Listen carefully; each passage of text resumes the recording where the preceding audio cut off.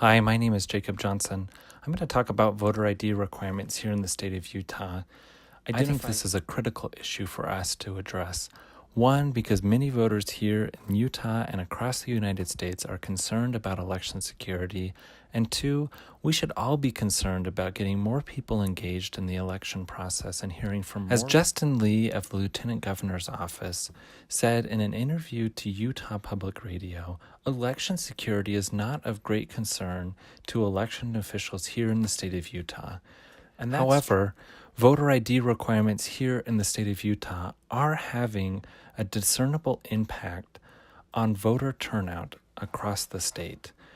According to a study published by Nonprofit Vote and the U.S. Election Project, Utah ranked 39th out of 50 states for voter turnout. And according to research by University of Pennsylvania's Dan Hopkins, voter ID requirements disproportionately affect minority voters. When compared with other conservative states, Utah has somewhat lax voter ID requirements.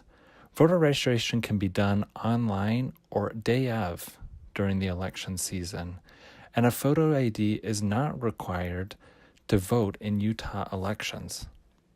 Though these lax voter ID requirements make it easier to participate in the political process, they place an undue burden on our election officials who spend many hours in the weeks after an election counting votes and verifying that the votes were cast by actual Utah residents. It's from the perspective of these stakeholders, currently unregistered voters, minority voters, and election officials, that I present the following policy proposal, which I think will help alleviate this problem. I would like to recommend that Utah instates automatic voter registration. Through this system, potential voters are automatically registered to vote at any point in time when they interact with the state government, but especially with the Department of Motor Vehicles.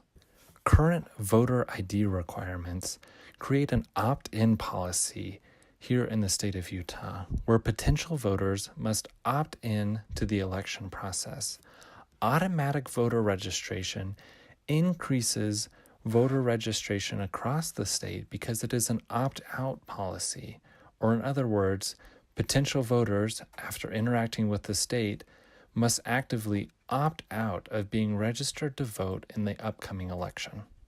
As the National League of State Legislatures puts it in their research, automatic voter registration means that voters are automatically enfranchised to vote when they interact with the government, rather than needing to choose to be enfranchised. How does this solve the problems I identified before? Well, one, all barriers to registration are effectively removed. In routine interaction with the state, Utah residents are automatically registered to vote. They actively have to opt out of registration.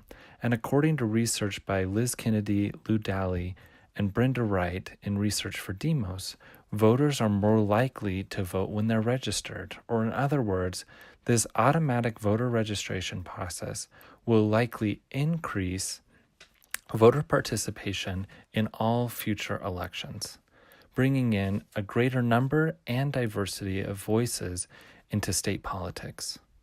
The National League of State Legislators also identifies how this automatic voter registration reduces the need for costly provisional ballots, increasing the speed for ballot counting and decreasing the cost of each election. Now let's take a look at the stakeholders in this process and see how they might react. First, the currently unregistered voters, and especially those minority voters who are unregistered. Though they don't have a lot of political power right now, I do believe that they will be supportive of this measure. It requires no extra effort on their part to become enfranchised in the Utah election process, and they will have the opportunity to participate in future decision-making at the state, local, and national level. Current election officials with more power will also be supportive because it will help them clean up voter ballots and make the elections more speedy and less costly across the board. DMV employees and other officials may be resistant to the extra work required of them. However, this policy proposal has been implemented in 14 other states in the District of Columbia, and they found ways to make it possible through the DMV and other state government offices that it doesn't require a significant more amount of time or work on part of the state employees. Though initially resistant, I do believe that they will see the benefit of this work and this initiative as greater than the cost of registering more voters. Here in the state of Utah, another stakeholder group I think it is important to consider is proponents of the First Amendment, who might feel that automatically registering voters is an infringement on their freedom of speech.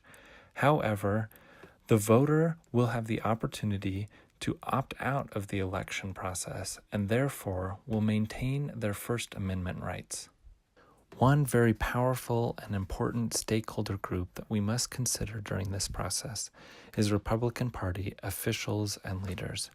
They may be concerned that new voters who are registered through this process and who participate in future elections will not vote for Republican Party candidates. I believe that will likely be the case.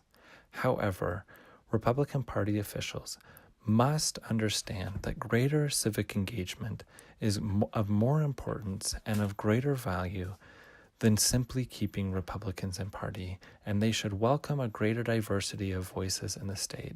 It is their responsibility to represent the voices and the people of Utah.